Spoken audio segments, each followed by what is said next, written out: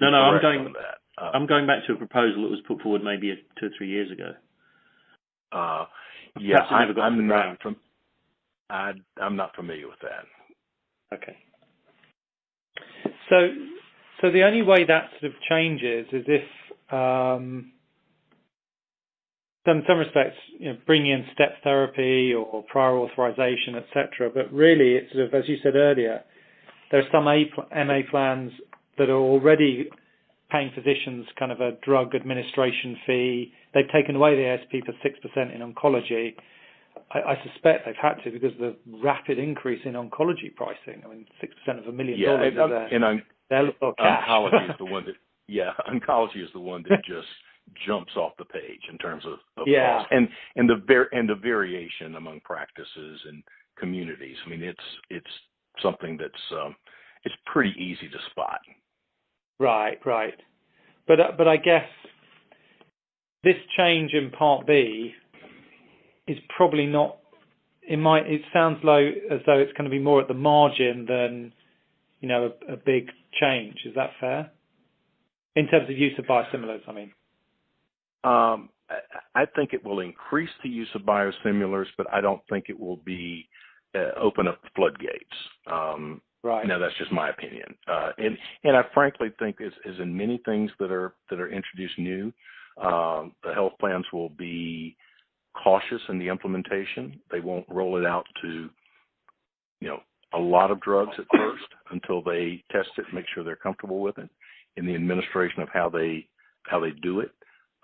So I think that it will be, moderate in the first couple of years, and then we'll have to see how it's being implemented and what impact it's havhaving. Right. But usually when something new like this comes along, that's the way it's rolled out. Right. They see what, because it strikes me if I look at sort of something like, if we take the case of, let's say, rheumatoid arthritis, etc. So you've got some docs out there who might be making ASP for 6% on a branded biologic. But if I could create an administration fee and let's say that 6% is $600 for argument's sake, if I could then sort of provide a biosimilar, knowing full well that competition's coming to that market, so prices of the biosimilars will fall.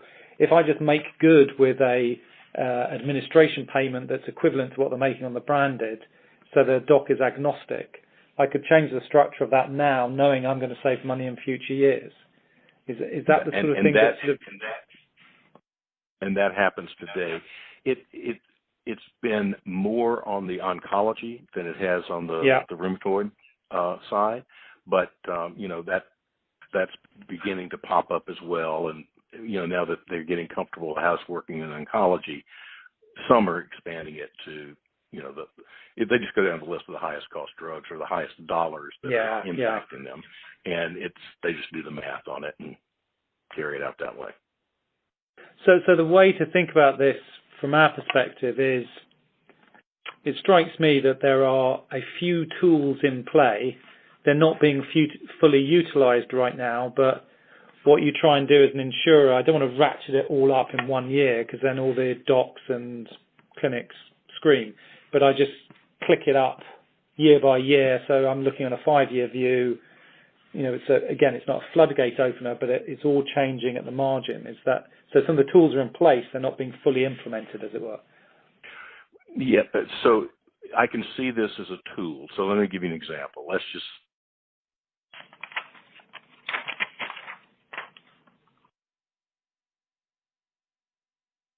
Hello? Are you there? Hello, Bob. Can you hear me? Yeah, we're still here. Yeah, you there? Yeah. So in many communities, there's one big oncology practice.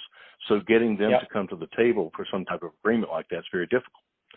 So health plans use other approaches, and they would say, well, we'll do this step therapy. If you won't come to an agreement like that, we'll do step therapy and we'll be a pain. And so which would you rather do? You want to go through this being painful, or would you rather come up with a deal where we... Right, okay.